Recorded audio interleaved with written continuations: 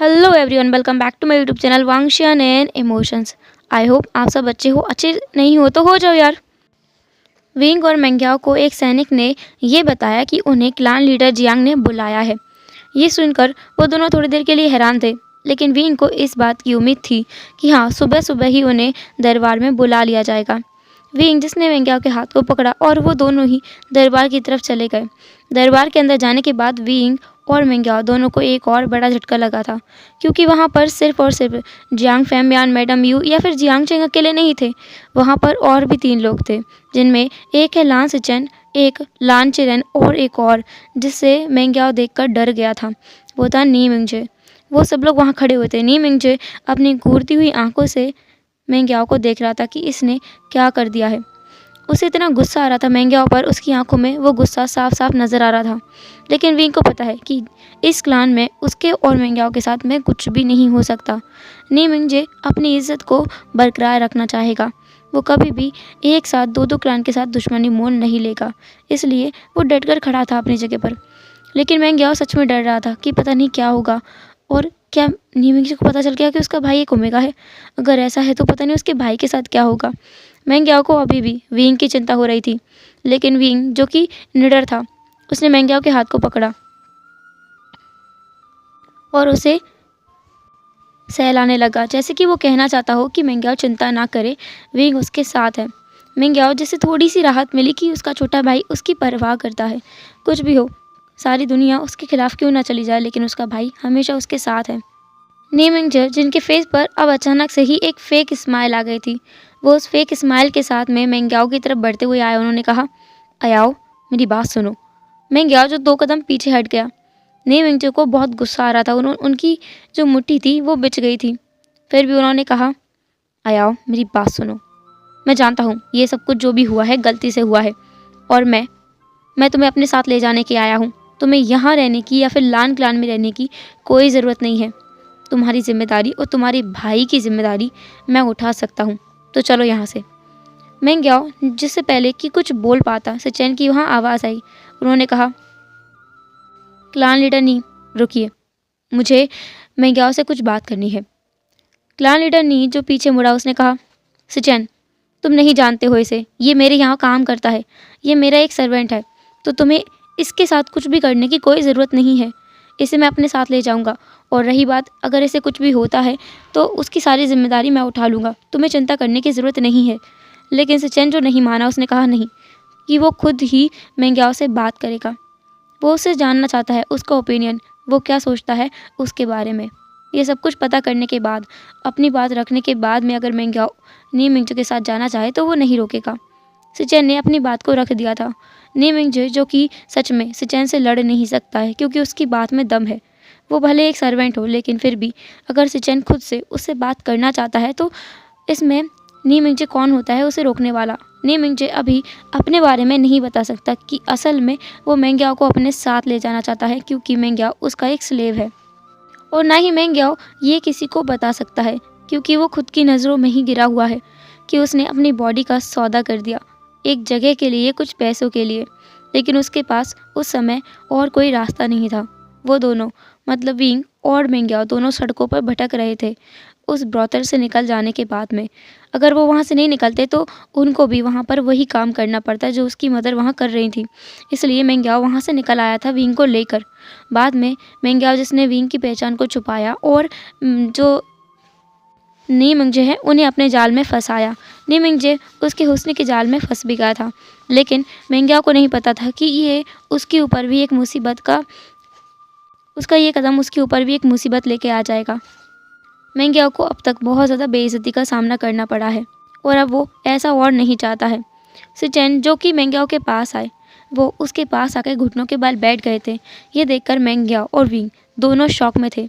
बाकी सब लोग भी देख रहे थे कि क्या हो रहा है। ये एक अल्फ़ा एक ओमेगा के सामने घुटनों पर बैठा है, ये बहुत बड़ी बात है। कल्टीवेशन वर्ल्ड की इस दुनिया में कभी भी कोई अल्फ़ा किसी ओमेगा के सामने अपना सर भी नहीं झुकाता, और सिचेन ने तो अपने घुटने टेक दिए हैं। ये उनके लिए बहुत बड़ी बात हो गई थी। सब लोग बस देख रहे थे। मेंग्याओ खुद वो आगे आया, उसने कहा, राजकुमार आप ऐसा मत कीजिए, आप उठ जाइए, आप उठ जाइए। लेकिन सिचेन उठे नहीं। उन्होंने कहा, नहीं, तुम्हें पहले मेरी बातों का जवाब देना होगा। तुमने शायद पूरी मेरी बात सुनी नहीं थी। मैंने कहा था अगर तुम मेरे पूरे परिवार को दिल से अपना लो तो मैं भी तुम्हें अपनाने की पूरी कोशिश करूँगा, तुम्हें तुम्हारा हक दूंगा। मैं तुम्हारी जिम्मेदारी उठाना चाहता हूँ, अगर तुम मुझे अलाउ करो तो। अगर तुम नहीं चाहते कि मैं तुम्हारी ज़िंदगी में दखल अंदाज़ी करूँ तो तुम मुझे छोड़कर जा सकते हो। मैं तुम्हें फ़ोर्स नहीं करना चाहता हूँ, मैं तुम्हें बांध कर नहीं रखना चाहता अपने साथ, लेकिन मैं अपनी ज़िम्मेदारी से भागना भी नहीं चाहता। अगर तुम चाहो तो तुम लान क्लान चल सकते हो। चिचन, जिसने अपनी बात को पूरा कर दिया था, वो अभी भी अपने घुटनों के बल बैठा हुआ था। मेंग्याओ खुद भी अपने घुटनों के बल बैठ गया। उसने कहा, राजकुमार, आप खड़े हो जाइए, आप खड़े हो जाइए। आपको ऐसा घुटनों के बल नहीं बैठना चाहिए, और मेरे जैसे नौकर के सामने नहीं नहीं, ऐसा मत कीजिए। सिचेन, जिन्होंने मेंग्याओ की तरफ देखा, उनकी आंखों में कुछ अजीब सा था जो मेंग्याओ समझ नहीं पाया। सिचेन ने कहा, तुम नौकर नहीं हो, तुम्हें मैंने माफ़ किया है। देखो, मेंग्याओ जो इतना हड़बड़ाया हुआ था, मतलब इन 2 दिनों में उसके साथ इतना कुछ हो गया तो उसने ध्यान भी नहीं दिया कि सच में सिचेन ने उसे माफ़ कर दिया है। उसने इस बात पर ध्यान क्यों नहीं दिया? ओह गॉड, ये तो गड़बड़ हो गई है। मेंग्याओ अब बिल्कुल शांत हो गया था। सिचेन ने कहा, मेरी बात सुनो, अगर तुम चाहते हो तो तुम मेरे साथ चल सकते हो, तुम्हें अपने दिल की सुननी चाहिए। और रही बात तुम्हारे भाई की, तो उसकी जिम्मेदारी भी मैं लेने के लिए तैयार हूँ। तभी एक और आवाज़ आई, सिचेन। वो लानचिरन था। लानचिरन, जिसने कहा, तुम चाहो तो इसकी जिम्मेदारी ले सकते हो। मैं मेंग्याओ को हमारी क्लान ले जाने के लिए तैयार हूँ, लेकिन वे विशन को बिल्कुल भी नहीं। विंग इस बारे में जानता था कि लानचिरन उसे कभी भी एक्सेप्ट नहीं कर सकता है, और लान क्लान में तो उसे कभी लेकर जाएगा भी नहीं। तभी जियांग फैमियान, जिन्होंने कहा, चिरन, इस बात की चिंता तुम्हें करने की ज़रूरत नहीं है। अगर विंग हमारा ऑफ़र मान लेता है, जो हमने उसे एक प्रस्ताव दिया है, अगर उस प्रस्ताव को वह स्वीकार कर लेता है, इसके बाद उसे कहीं जाने की ज़रूरत नहीं है। वह जियांग क्लान में ही रह सकता है। चिरान थोड़ा सा हैरान हो गए थे कि पता नहीं ये कौन सा ऑफ़र दिया है इसने उसे। विंग, जिसने सबके सामने वो किया, और जो जियांग फैमियान है उनके सामने अपने सर को झुकाते हुए कहा, क्लान लीडर जियांग, मैं आपके प्रस्ताव को स्वीकार करता हूँ। मैं आपके बेटे जियांग चेंग से शादी करने के लिए तैयार हूँ। ये सुन करके जो लान सिचेन थे, नी मिंगजे थे और लान चिरन, तीनों के तीनों हैरान हो गए थे। मेंग्याओ, जिसने अपनी मुट्ठियों को कस के बंद कर लिया था, अपने हाथों की मुट्ठियाँ बना ली थी, अपनी आंखों को भी कस के बंद कर लिया था, क्योंकि वो ये नहीं चाहता था, और विंग ने वही किया। वो समझ नहीं पा रहा है कि आखिर विंग ऐसा कर क्यों रहा है। उसे पता है विंग को लग्जरी लाइफ नहीं चाहिए, उसे बहुत सारा बंगला या फिर कहो महल और बहुत सारे नौकर, ये सब कुछ नहीं चाहिए। विंग हमेशा से एक साधारण ज़िंदगी जीना चाहता था। तो अचानक क्या हो गया? ये सुनकर जियांग चिंग तो बहुत खुश हो गया था। उसने खुशी से कहा, ठीक है, फिर हम इसी हफ्ते शादी करेंगे। मैडम यू, जिनके फेस पर एक क्रीपी सी स्माइल थी, उन्होंने कहा, बिल्कुल, हम इसी हफ्ते करेंगे, और अगर महाराज मान जाए तो हम इसी 4 दिनों में तुम दोनों की शादी करवा देंगे। मेंग्याओ, जिसने अपना मुंह तो खोला कुछ बोलने के लिए, लेकिन वो कुछ बोल नहीं पाया, क्योंकि विंग ने उसे आंखों से इशारा किया कि वो कुछ ना कहे। मेंग्याओ के फेस पर वो परेशानी वाले भाव सिचेन अच्छे से नोटिस कर पा रहे थे। सिचेन, जिन्होंने कोशिश की कि वो शायद मेंग्याओ का हाथ पकड़ ले तो शायद वो खुश हो जाए, तो उन्होंने कोशिश की, उन्होंने अपने हाथ को आगे बढ़ाया, लेकिन वहीं के वहीं पीछे कर लिया, क्योंकि वो जानते हैं कि ये उनकी हद पार हो जाएगी। अभी तक मेंग्याओ ने उन्हें उनके सवाल का जवाब नहीं दिया है। लान चिरन, जिसने फिर कहा, ठीक है, फिर मैं तैयार हूँ, तुम मेंग्याओ को हमारे साथ लेकर चल सकते हो। विंग, जिसने कहा, गगा, आपको हाँ बोल देनी चाहिए, आप किस चीज़ का इंतज़ार कर रहे हो। नी मिंगजे को यह सुनकर बहुत गुस्सा आ रहा था। उसका गुस्सा पार हुए जा रहा था।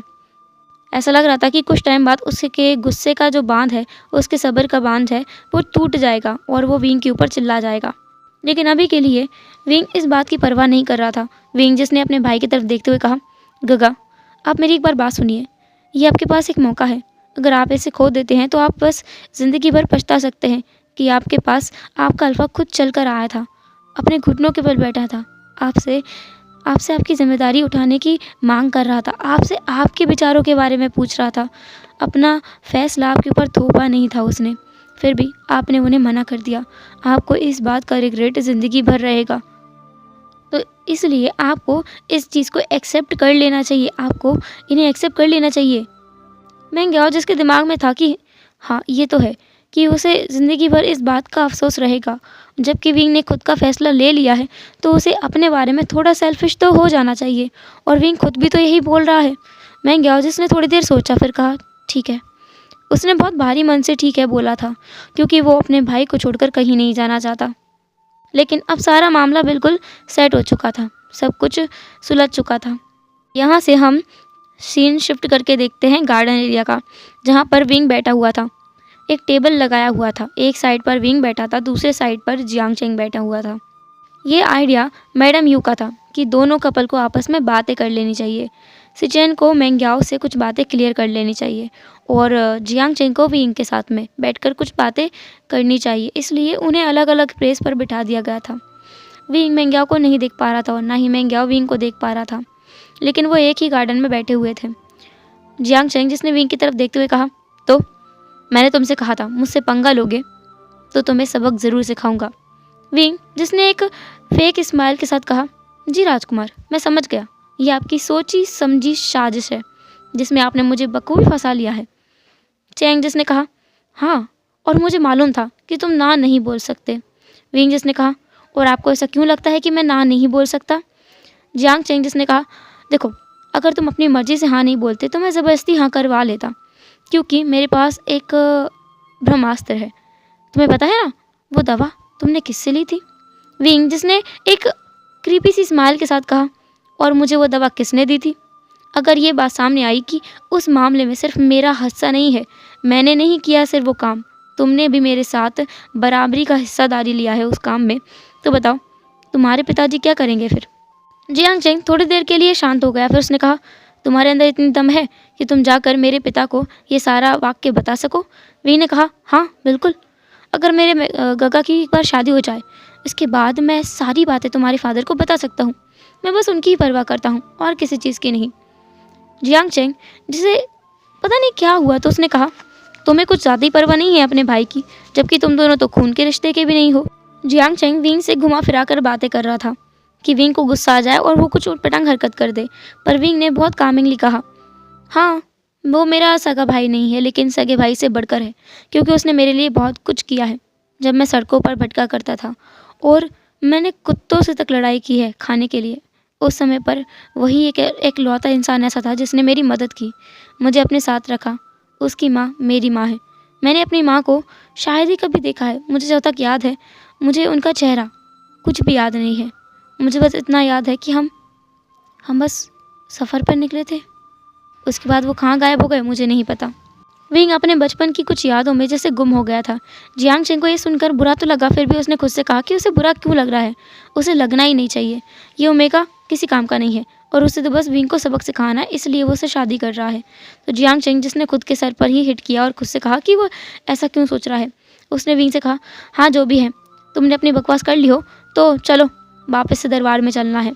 विंग ने फिर हामी भर दी, क्योंकि उन्हें इतना ही समय मिला था बातें करने के लिए। विंग और जियांग चेंग वापस से उस हॉल में आ गए थे। वहाँ पर अभी भी मेंग्याओ और सिचेन वापस नहीं आए थे। वहाँ बैठ करके उनके शादी की डेट को फिक्स किया जा रहा था।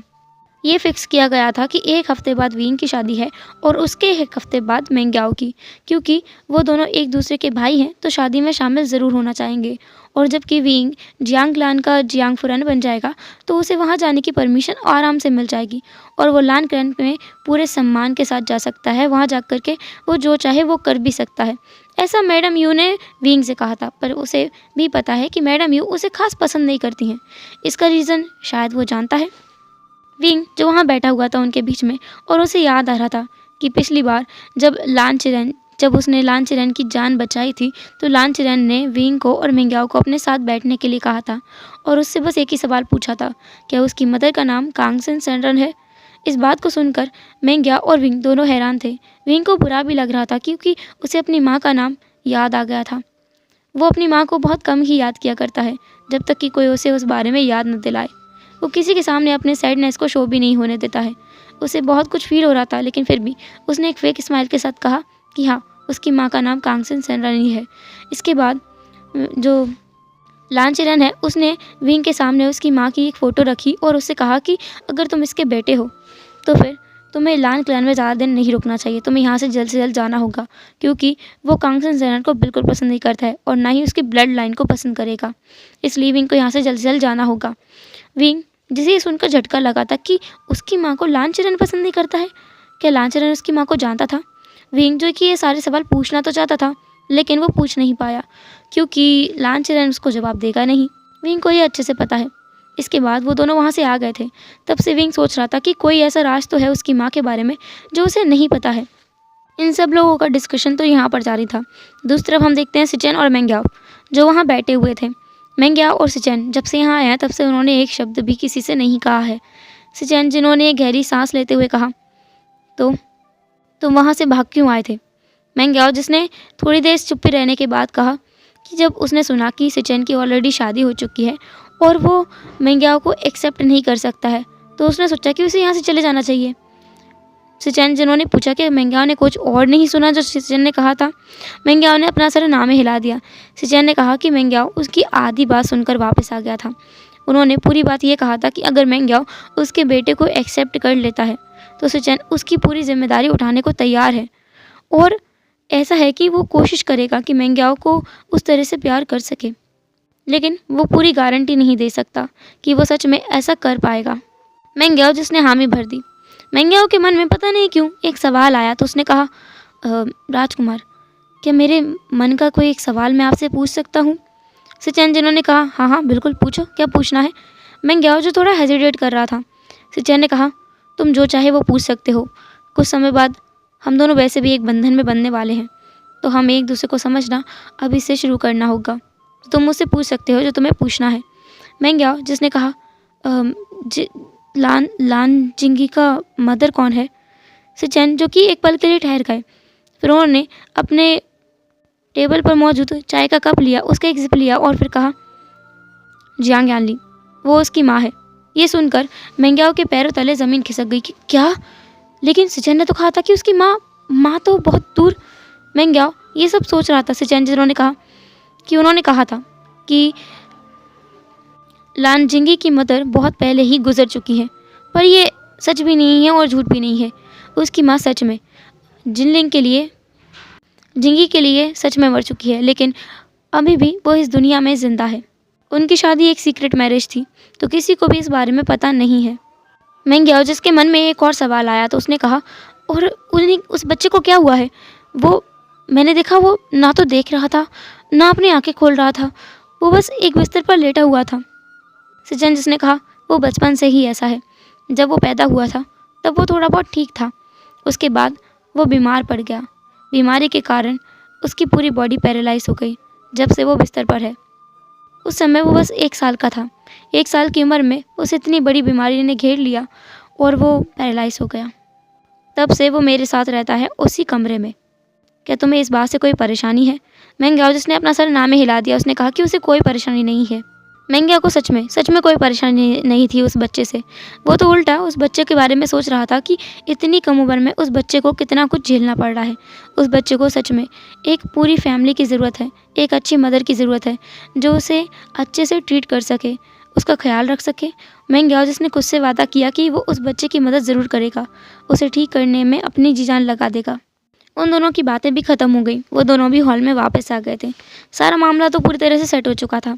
इसके बाद अब फिक्स कर दिया गया था कि विंग और जियांगचेंग 1 हफ्ते तक एक दूसरे से नहीं मिलेंगे और विंग के साथ में यानली रहेगी, मेंग्याओ रहेगा। सिचेन, जो खुद भी उसके पास नहीं जा सकते थे, उससे भी मना कर दिया गया था। उन्हें अब लान ग्लैन लौटना था, क्योंकि कुछ समय बाद वो वापस आएंगे यहाँ पर शादी के लिए। एक कमरे में जहाँ पर मेंग्याओ और विंग रुके हुए थे, वहाँ पर यानली भी थी। यानली उन दोनों के लिए कुछ खाना लेकर आई थी। एक सूप जो उसने खुद से बनाया था, वो लोटस सूप था, जिसे कमल के पत्तों से बनाया गया था। विंग को उसने वो सूप दिया, मेंग्याओ को भी दिया। विंग को वो सूप बहुत ज़्यादा पसंद आया। उसने कहा, राजकुमारी, ये सूप तो बहुत ज़्यादा अच्छा है, मुझे बहुत अच्छा लगा। जियांग यानली, जिसने कहा, तुम मुझे राजकुमारी बोलना बंद करो, तुम मुझे सिजिए बुला सकते हो। मेंग्याओ, जिसने कहा, इसकी ज़रूरत नहीं है राजकुमारी। मेंग्याओ की तरफ यानली ने देखा। उसने कहा, आप भी मुझे राजकुमारी ना बुलाएं, आप भी मुझे सिजिए ही बुला सकते हैं। मेंग्याओ, जैसे इतनी रिस्पेक्ट हजम नहीं हो रही थी, क्योंकि सच में उसने कभी इतना सही सोचा था कि कोई राजकुमारी मिंग थोड़ा ऑकवर्ड भी फील कर रहा था। यान ली जिसने जल्द ही उन दोनों को अपने साथ घुलने मिलने के लिए मजबूर कर दिया था। वो उनसे बहुत प्यार से बातें कर रही थी, उन्हें इक्वली ट्रीट कर रही थी, इसलिए वो दोनों बहुत जल्दी ही उससे घुल मिल गए थे।